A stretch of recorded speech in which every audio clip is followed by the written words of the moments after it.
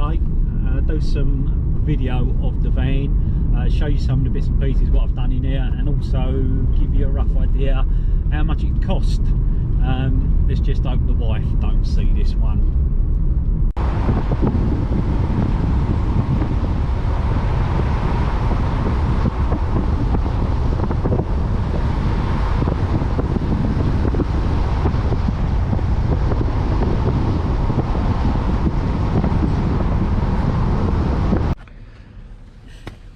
So what I thought I'd do today is do a video about the van and what work I put into it to get it to where it is now. I said I would attach a video to the little photo display I've done a couple of weeks ago. So what I've done, I've popped over to High Beach, parked up out the way so I get a good all-round view of the van, get the doors open. I'm going to show you inside, outside, show you some of the electrics I've done, the paneling I've done, and give rough prices as well, because I know people were interested in the cost, the time it took, where I got the bits from, because I think there's a few people out there who have possibly got a few plans they'd like to do something similar. So hopefully this little video is going to help you, and I could say I'm quite proud of what I've done with this. So yeah, it's me showing off as well. Enjoy it. So here it is. Going to start with the outside first of all. You see, plain white Vauxhall Vivaro, 1.6 diesel, 6-speed gearbox, basic model, no aircon. Hence you'll see in a little while I've had a couple of fans put in the front. And as you also know, it did not come with the windows. The windows I had put in after, but I'll talk about them later. Also, you may notice it's got the tow bar fitted. Again, didn't come with a tow bar, that was something else I had fitted later. But again, yeah, I'll explain that and give a rough price what that was. So there it is. I say white, basic, but ideal for what I wanted to do.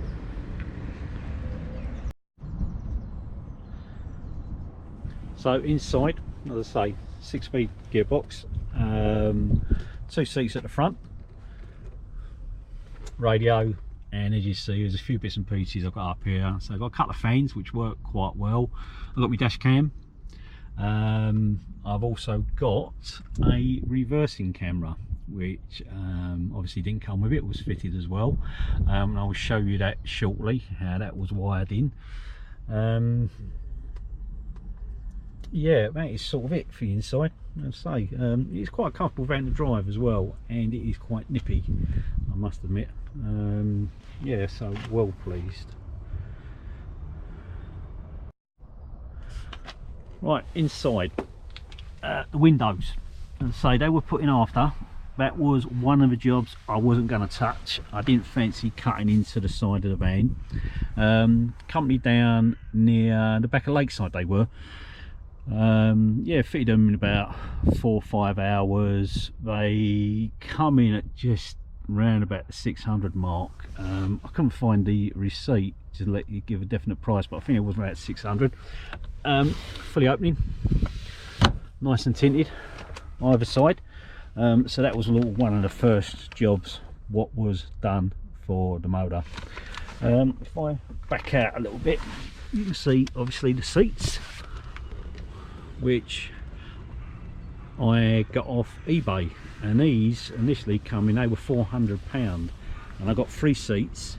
They come out of a brand new Ford Transit Torino. I think it's a company that does van conversions, and they pull them out because they don't need them. So yeah, that was a good buy. They come with the rails. As I say, there was 3, but the third seat, if I had fitted it, it would have been really squashed, sort of coming over here, almost hanging off the end. So I sold one, got a bit of money back. That went quite quickly, so that done me a favour. The seats themselves, you see through the floor plan, and what it was, I had some brackets made for the underneath. That was done by a local company in Harlow. They worked at just over £12 a bracket. because the ones I was buying online, the guy fitted this for me, he wasn't exactly happy, didn't think they were big enough or do the job, so I got some made specifically and someone to fit it, because the diesel tank had to be dropped, so the fuel tank had to be dropped. It wasn't a job I fancied doing, but I found someone who's happy to do it for us, and really pleased with the job he done. The seats themselves are fully folding, and also you can stand them up, so they come out the bottom bracket, stand up and give more space in the back of the van. The cladding, yeah, that was normal tongue and groove from Wicks and stained after. Initially this was all panelled out with ply, typical white van, ply floor, ceiling, walls. That was easy, that just all unscrewed, come out. Left a bit of a mess under the floors with all the grime and grot I got, you know, the past few years, so washed it out on the inside and was quite pleased the way that come out. The floor itself, that's a quite thick ply and just a cheap bit of lino which I picked up and sort of glued down.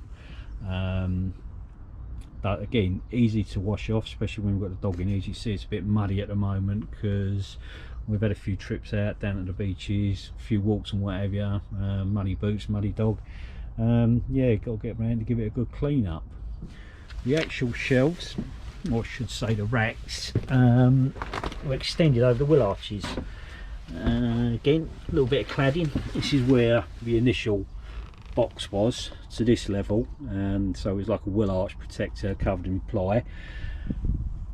Cladding on top of that, and just extended the shelf slightly, which keep all our few bits and pieces in. So got like a stove there, got quite a portable stove carry around in the backpack. Same on this side as well, ideal for keeping bits and pieces in. As you may have seen, there's a fridge that runs off the 12 volt electric. It's also 230 volts, so they can plug into the mains. I'll get to the electrics as well, show you how they were put in and sort of where I've done the wiring and the rest of it.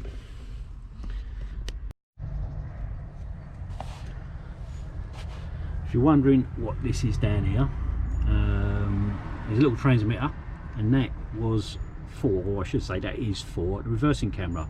So it's a wireless system that sends the signal, and the camera itself, if I jump out the van without breaking my neck,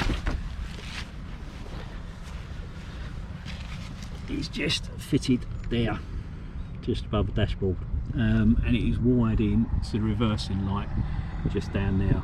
That way it's only live when you're going to reverse, and that way you only get the picture, reversing picture when you need it.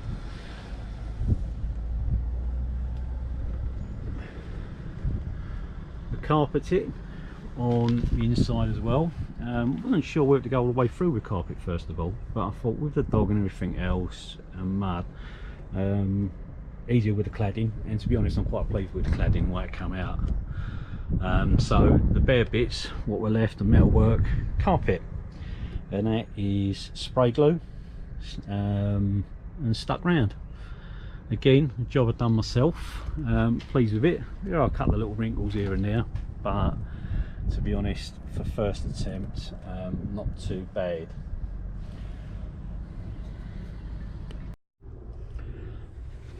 Right, let's get down to the electrics. So this van's got its own separate leisure battery, where it's a 12 volt system.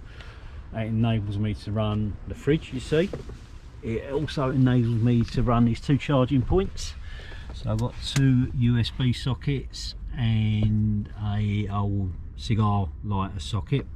Back will be flicked on independently.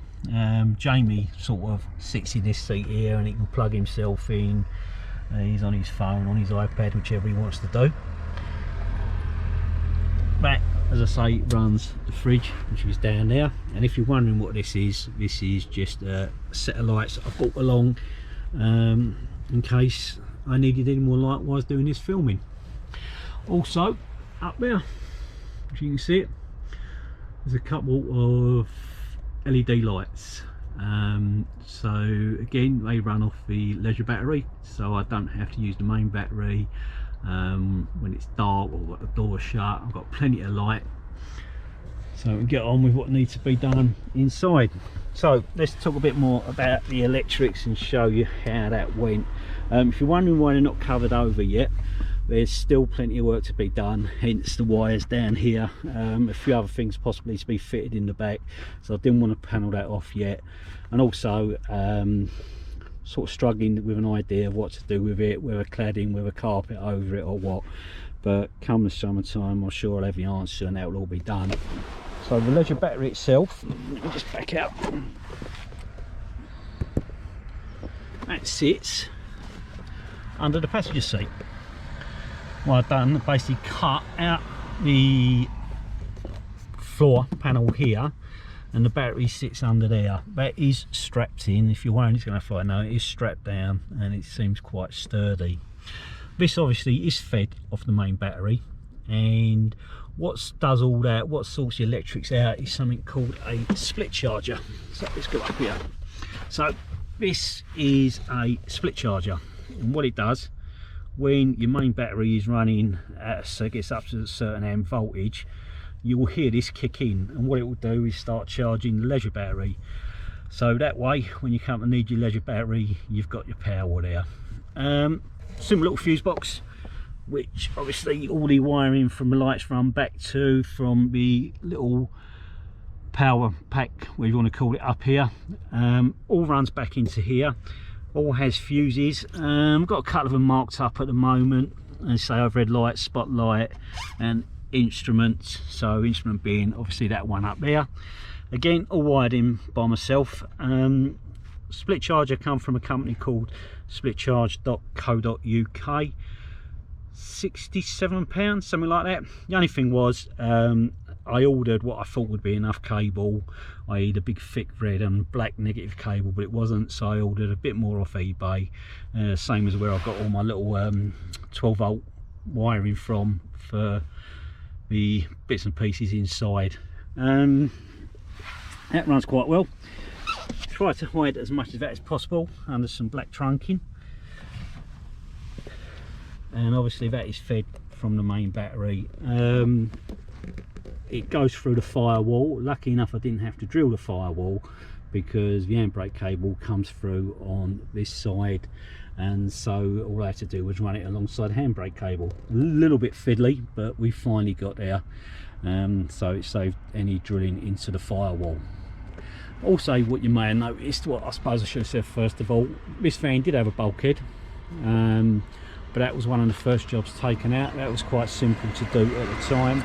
Just these screw fixtures down here, bolts all the way around, top and bottom. Sort of once they were released, that just fell out nice and easy to open up the back. Other things, let's have a think what else has been done on this.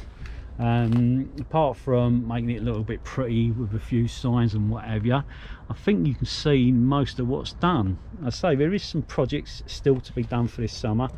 Toying with a couple of ideas, whether do I put a power inverter in, or do I put a 230 volt socket so I can run off like mains electric at campsites and what have you. Not decided about what's going to be done with that. But anyway, that's the tour for now. If you've got any questions, give us a shout. I say I've got a few more prices, different bits and pieces, but all I can say, if you want to do it, go and do it. It was fun to do, and I'll be honest, I love this motor. I think it's a great thing. It's the first time I've done anything like this, and I'm really pleased with this. Thank you for watching.